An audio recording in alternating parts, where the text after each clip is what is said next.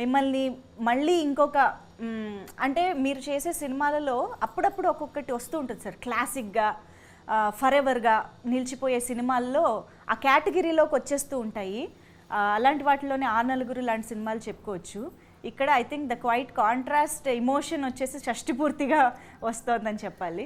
పవన్ మా Rupesh dual role కదా నువ్వు ఇప్పుడు, ప్రొడ్యూసరు అండ్ హీరో.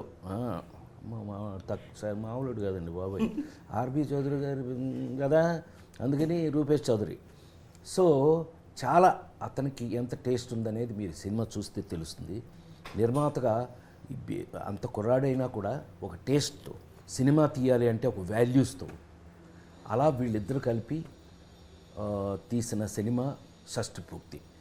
మరి ఈ షష్టి పూర్తి మన జీవితాల్లో, మరి ముఖ్యంగా మన ఫ్యామిలీస్లో ఉన్నటువంటి ట్రెడిషన్స్లో మనకున్న సాంప్రదాయాల్లో ఈ షష్టి పూర్తి సాంప్రదాయాన్ని ఏ యాంగిల్లో మేము తీసుకున్నాం, ఏ యాంగిల్లో చేసాం, మీరు తప్పకుండా చూడాలి. షష్టి పూర్తి మీద ఒక సినిమా తీయాలి అంటే షష్టి పూర్తి సినిమాలో ఒక భాగం ఉంటుంది, కానీ టైటిల్ కూడా మీరు షష్టి పూర్తి అనే పెట్టారు.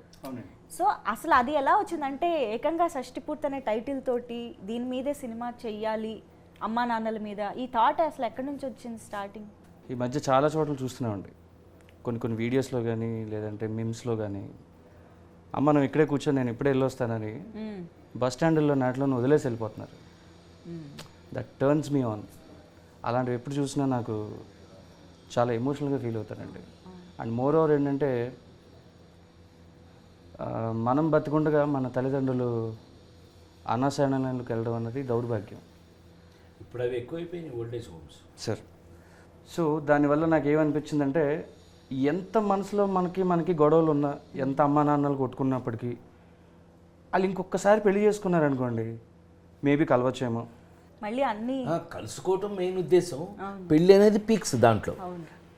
సో ఆ కథని చెప్పడానికి అంటే ఇంకేలాంటి టైటిల్ పెట్టినా సరే దానికి న్యాయం చేసిన అవ్వను నేను. సో అందుకని సెపరేట్గా దానికి వేరే టైటిల్స్ ఏం ఆలోచించకుండా ఏ ముఖ్యమైన ఉద్దేశంతో మేము చేయాలి, ఏ ముఖ్యమైన ఉద్దేశంతో మేము జనాలకి ఏదైతే చెప్పాలనుకున్నామో, సో దట్ మెయిన్ టైటిల్ షష్టి పూర్తి. కానీ నేను యాక్చువల్లీ రూపేష్ గారు అండ్ పవన్ గారు ఇద్దరికి కలిపి ఒక క్వశ్చన్ అడగాలనుకుంటున్నా. అంటే ఇప్పుడు యంగ్స్టర్స్గా ఒక డెబ్యూ స్టేజ్లో ఉన్న మీరు యూజువల్గా ఇండస్ట్రీలోకి రావాలంటే ఎవరన్నా కొంచెం మంచిగా ఒక ఫార్మాట్ ఫిల్మ్, ఒక లవ్ స్టోరీ ఇలాగ ఏదో చేసుకుందాం, అందులోనూ మీరు యాక్ట్ చేస్తూ మీరే ప్రొడ్యూస్ చేసుకోగలిగే పొజిషన్లో ఉండి కూడా ఇలాంటి ఒక ట్రెడిషన్స్, వాల్యూస్ ఉన్న సినిమా, ఒక ఫ్యామిలీ ఎంటర్టైనర్ అండ్ మెయిన్గా మాకు వాళ్ళిద్దరూ కనిపించేలాగా ఎలా ఇలా ఆలోచించగలిగారు అనేది ప్లెజెంట్లీ సర్ప్రైజింగ్గా అనిపిస్తుంది. లవ్ స్టోరీ చేసిన ఎండ్ ఆఫ్ ది డే మ్యారేజ్కి వెళ్ళాల్సిందే కదా. నేనేం అడుగుతున్నానో మీకు అర్థమైంది. సో ఎంత లవ్ స్టోరీ చేసినా ఎండ్ ఆఫ్ ది డే మ్యారేజ్కి వెళ్ళాలి. ఈ సినిమాలో మ్యారేజ్కి వెళ్ళాలి, షష్టి పూర్తికి వెళ్ళాలి. అది ఇంకా అద్భుతం. ఇప్పుడు సార్ ఇందాక చెప్పినట్టు రాయన్ ప్రసాద్ గారు చెప్పారు, అది ఇంకా అద్భుతం. అవును. సో రాయన్ ప్రసాద్ గారు, అర్చన మేడం కూడా ఈ సినిమాలో లవ్ స్టోరీతో స్టార్ట్ అయింది వాళ్ళ జర్నీ. వాళ్ళు పెళ్లి చేసుకున్నారు, మళ్ళీ షష్టి పూర్తి జరిగింది.